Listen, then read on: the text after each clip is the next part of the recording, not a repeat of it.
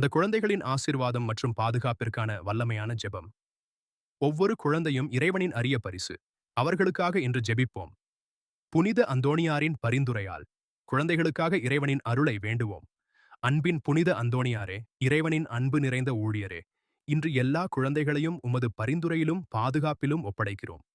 அவர்கள் செல்லும் எல்லா இடங்களிலும் அவர்களை காத்தருளும். அபாயங்கள், நோய்கள், தீமைகள் மற்றும் பயங்களிலிருந்து அவர்களை பாதுகாத்தருளும்.